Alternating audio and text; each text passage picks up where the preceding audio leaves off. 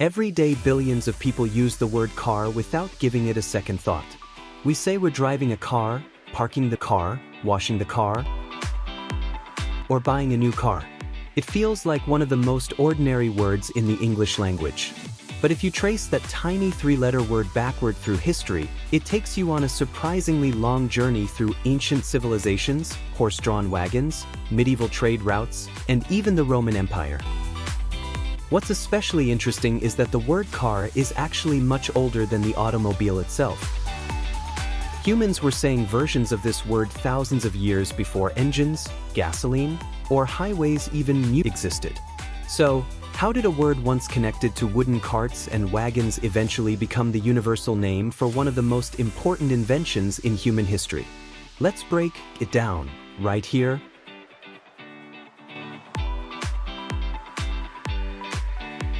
Long before automobiles existed, people relied on wheeled vehicles pulled by animals.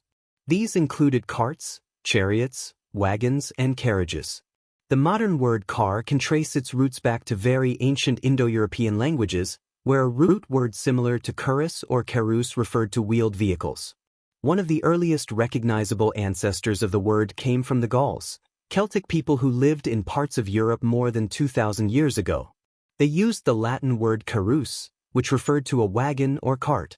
The Romans later adopted this word during their expansion across Europe. Once the Roman Empire spread Latin across the continent, versions of carrus started appearing in many languages. Over centuries, the word slowly transformed. In Old Northern French, words like car and carrosse appeared, referring to wheeled transport.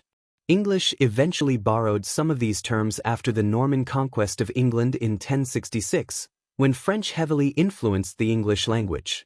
Interestingly, carriage and cart are linguistic cousins of car. They all share the same ancient transportation roots.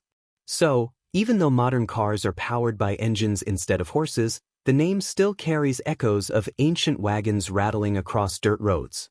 By the 1500s and 1600s, Europe had entered the age of elaborate horse-drawn transportation. Wealthy people traveled in decorated carriages, while common workers used simpler carts and wagons. During this period, the word car started appearing more frequently in English, though it didn't mean what it means today. Back then, car usually referred to a wheeled vehicle of some kind, especially one used for carrying goods or people. You could think of it as a shortened form of carriage. In fact, early English dictionaries often described a car as a cart or wagon. This was also the era when transportation technology became tied to social status. Fancy carriages were symbols of wealth, almost like luxury vehicles today. Kings, nobles, and merchants invested enormous amounts of money into ornate horse-drawn coaches with suspension systems, padded interiors, and decorative artwork. Some even had early shock-absorbing designs to make rough roads more tolerable. Even though engines still didn't exist, the language surrounding transportation was already evolving. The word car was gradually becoming associated with personal travel rather than just cargo hauling. Everything changed during the late 1800s. Inventors in Europe and America began experimenting with self-propelled vehicles powered by steam, electricity, and eventually gasoline engines. Suddenly, transportation no longer needed horses. When these new machines appeared, people struggled to decide what to call them. Early names included horseless carriage, motor wagon, and self-propelled vehicle.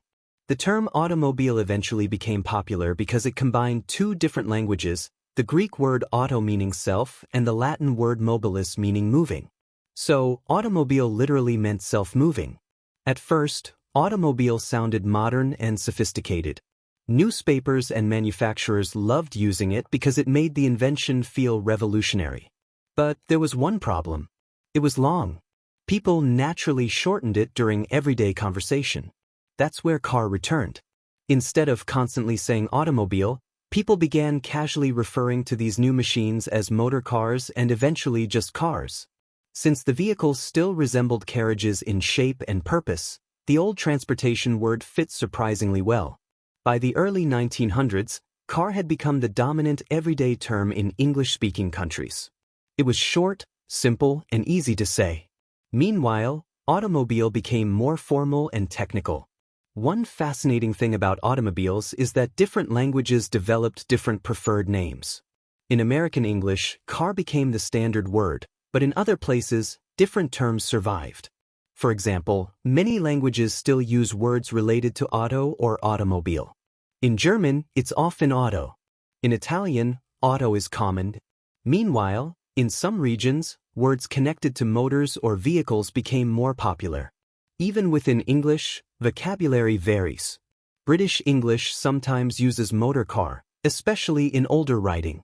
Meanwhile, automobile is still common in legal documents, museums, and historical discussions. This happens because language doesn't evolve in a perfectly organized way. People naturally shorten words, borrow terms from other cultures, and choose whichever version feels easiest in everyday speech. Over time, the simplest words usually win, and few words are simpler than car. The next time you hear someone mention a car, it's worth remembering that the word itself is ancient. It predates engines, highways, gasoline, and even modern countries. What started as a word for rough wooden wagons in ancient Europe slowly evolved through Latin, French, and English before finally attaching itself to the automobile. In a strange way, modern cars are still connected to their ancestors. They may use computers, fuel injection systems, and electric motors now, but their name still comes from humanity's earliest wheeled transport. The technology completely changed, yet the old words survived the journey through thousands of years of history. And that's something language does surprisingly often. Sometimes the newest inventions carry the oldest names. Thank you for watching.